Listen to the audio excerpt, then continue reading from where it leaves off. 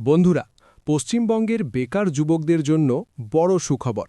রাজ্য সরকার নিয়ে এসেছে বাংলার যুব সাথী প্রকল্প, যেখানে প্রতি মাসে দেওয়া হবে ১,৫০০ টাকা করে ভাতা।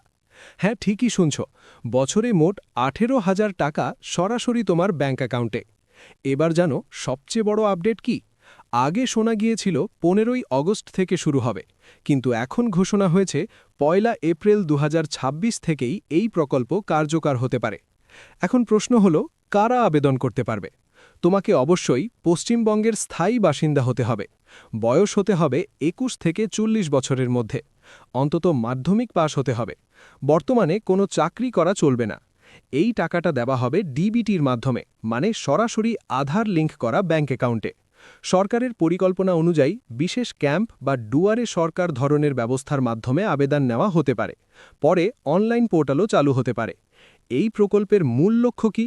যারা পড়াশোনা শেষ করে চাকরি খুঁজছে, প্রতিযোগিতামূলক পরীক্ষার প্রস্তুতি নিচ্ছে, তাদের আর্থিকভাবে একটু সহায়তা করা। বন্ধুরা, যদি তুমি বা তোমার পরিচিত কেউ এই বয়সের মধ্যে থাকো, তাহলে অবশ্যই এই আপডেটটা শেয়ার করো। আর আবেদন শুরু হলে পুরো প্রসেস আমি এই চ্যানেলে ধাপে ধাপে দেখিয়ে দেব, তাই চ্যানেলটা সাবস্ক্রাইব করে রাখো। ভিডিওটা ভালো লাগলে লাইক দিও, আর কমেন্টে জানাও তুমি কি এই প্রকল্পের জন্য আবেদন করবে। ধন্যবাদ।